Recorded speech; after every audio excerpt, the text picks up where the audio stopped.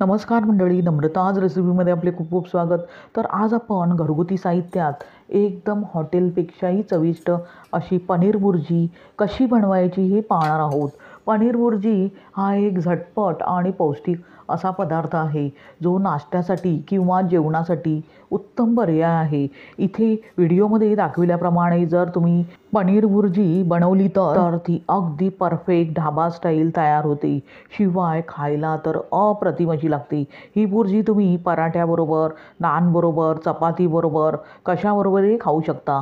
अगदी चविष्ट अशी ही बुर्जी तयार होते. इथे मी थोडी वेगळी पद्धत वापरून तुम्हाला पनीर बुर्जी बनवून दाखवणार आहे.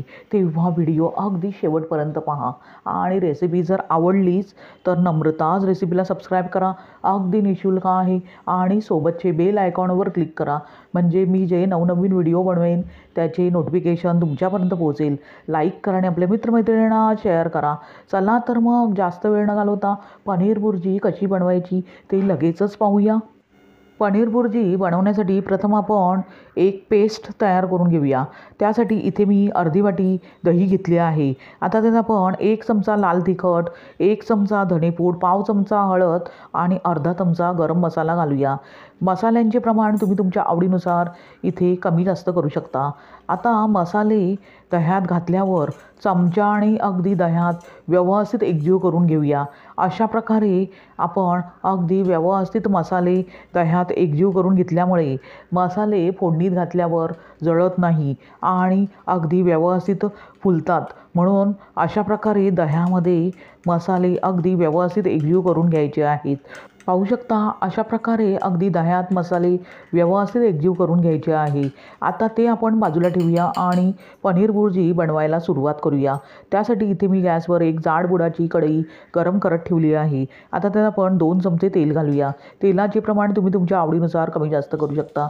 त्याबरोबरच 1 छोटा चमचा आपण इथे बटर घालूया. बटर तुम्ही तुमच्या आवडीनुसार इथे कमी जास्त करू शकता. बटर व्यवस्थित विरघळून घेतल्यावर लगेचच त्यामध्ये 1 चमचा जिरे घालूया आणि त्याबरोबरच चिमूटभर हिंगही घालूया आणि फोडणी व्यवस्थित तडतडू देऊया. फोडणी व्यवस्थित तडतडून घेतल्यावर लगेचच त्यामध्ये एक मोठा बारीक चिरलेला कांदा घालूया आणि कांदा मीडियम फ्लेमवर अगदी ट्रान्सपरंट होईस्तोवर व्यवस्थित परतून घेऊया. इथे कांदा फक्त ट्रान्सपरंट होईस्तोवरच अगदी मीडियम फ्लेम करून व्यवस्थित परतून घ्यायचा आहे. पाहू शकता अशा प्रकारे अगदी ट्रान्सपरंट होईस्तोवर मी कांदा परतून घेतला आहे. इतपतच आपल्याला कांदा तेलात परतून घ्यायचा आहे. आता त्यात आपण एक मोठा बारीक चिरलेला टोमॅटो घालूया. टोमॅटोचे प्रमाणही तुम्ही तुमच्या आवडीनुसार कमी जास्त करू शकता. आता टोमॅटो आणि कांदा 1 ते 2 मिनटे अगदी त्याचा कच्चेपणा जाईस्तोवर व्यवस्थित परतून घेऊया. साधारणतः 2 मिनटानंतर आपण पाहू शकता टोमॅटो थोडासा नरम झाला आहे. आता ह्या स्टेजमध्ये त्यात आपण 1 चमचा आलं, लसूण आणि हिरवी मिरचीचा ठेचा घालूया. ठेच्याचे प्रमाण तुम्ही तुमच्या आवडीनुसार कमी जास्त करू शकता. आता ठेचा फोडणीत घातल्यावर साधारणतः 2 मिनटे अगदी त्याचा कच्चेपणा जाईस्तोवर मीडियम फ्लेम करून सतत ढवळून व्यवस्थित एकजीव करून घ्यायचे आहे. पाहू शकता सर्व जिन्नस अगदी व्यवस्थित एकजीव झाले आहेत. आता ह्या स्टेजमध्ये त्यात आपण मसाल्याची पेस्ट घालूया आणि त्याचाही कच्चेपणा जाईस्तोवर साधारणतः 3 ते 4 मिनटे व्यवस्थित परतून घेऊया. पाहू शकता सर्व जिन्नस अगदी व्यवस्थित एकजीव झाले आहेत. आता कढईवर झाकण ठेवून मसाले अगदी व्यवस्थित त्याचा कच्चेपणा जाईस्तोवर शिजवून घेऊया. पाहू शकता मसाले अगदी व्यवस्थित शिजले आहेत आणि तेलही वरून सुटले आहे. इतपत आपल्याला ग्रेव्ही व्यवस्थित शिजवून घ्यायची आहे आणि आता आपण ग्रेव्ही एकसारखी करून घेऊया. त्यानंतर त्यात आपण एक बारीक चिरलेली शिमला मिर्च घालूया. इथे मी शिमला मिर्च घेत आहे. तुम्ही फ्रोझन मटारही घेऊ शकता.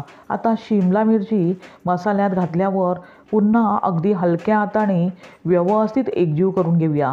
सर्व जिन्नस व्यवस्थित एकजीव करून घेतल्यावर आता त्यामध्ये चवीनुसार मीठ घालूया आणि पुन्हा ग्रेव्ही अगदी व्यवस्थित एकजीव करून घेऊया. मीठ एकसारखे ग्रेव्हीला लागले पाहिजे इतपत आपण हे मिश्रण व्यवस्थित एकजीव करून घेऊया. आता कढईवर पुन्हा झाकण ठेवूया आणि शिमला मिरची फक्त 1 मिनिटभर अगदी व्यवस्थित वाफवून घेऊया। साधारणतः 1 मिनिटभर शिमला मिर्च व्यवस्थित वाफवून घेतल्यावर कढईवरील झाकण काढून पुन्हा ग्रेव्ही अगदी एकसारखी करून घेऊया। त्यानंतर आपण 1 चमचा त्यामध्ये कसुरी मेथी घालूया। कसुरी मेथीमुळे या भाजीला चव अगदी अप्रतिम अशी येते। पुन्हा सर्व जिन्नस अगदी व्यवस्थित एकजीव करून घेऊया। आता ही ग्रेव्ही थोडीशी सरसरीत करून घेण्यासाठी त्यामध्ये 1 वाटी मी गरम पाणी घालत आहे। इथे गरम पाण्याचाच वापर करायचा आहे। आता ग्रेव्ही अगदी व्यवस्थित एकजीव करून घेऊया। सर्व जिन्नस अगदी व्यवस्थित एकजीव करून घेतल्यावर त्यात आपण 1 वाटी किसून घेतलेले पनीर घालूया। इथे मी घरगुती पनीर वापरत आहे। तुम्ही मार्केटमधले पनीर किसूनही इथे वापरू शकता। आता पनीर घातल्यावर ग्रेव्हीमध्ये अगदी अशा प्रकारे हलक्या हाताने व्यवस्थित एकजीव करून घेऊया। पाहू शकता सर्व जिन्नस अगदी व्यवस्थित एकजीव झाले आहे। अजून 2 मिनिटे आपण ही बुर्जी व्यवस्थित शिजवून घेऊया। त्यानंतर त्यात आपण अर्धा चमचा गरम मसाला वरून घालूया। त्यामुळे ह्या भाजीला अगदी हॉटेल किंवा ढाब्यासारखी चव येते। हॉटेल किंवा ढाब्यामध्ये सर्वात शेवटी भाजी अगदी व्यवस्थित पूर्ण झाल्यानंतर गरम मसाला वरून भुरभुरतात, त्यामुळे भाजी अगदी चविष्ट होते। आता पुन्हा आपण 1 मिनिटभर झाकण ठेवून भाजीला वाफ येऊ देऊया, म्हणजे पनीर बुर्जी खाण्यासाठी पूर्णपणे तयार होईल। साधारणतः 1 मिनिटानंतर पाहू शकता पनीर बुर्जी अगदी पूर्णपणे तयार झाली आहे। लगेचच गरमागरम पनीर बुर्जी सर्व करूया। अशा प्रकारे तयार झाली बघता क्षणी खावीशी वाटणारी अशी पनीर बुर्जी। ही पनीर बुर्जी तुम्ही गरम भाताबरोबर, चपातीबरोबर, पराठ्याबरोबर, पावबरोबर कशाबरोबरही खाऊ शकता। अगदी झटपट होणारी अशी पौष्टिक रेसिपी आहे।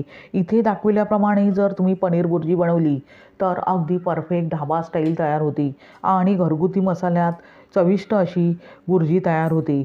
बाहेरून बुर्जी ऑर्डर करण्यापेक्षा अशा प्रकारे घरच्या घरी घरगुती साहित्यात तुम्ही पनीर बुर्जी बनवून त्याचा आस्वाद घेऊ शकता।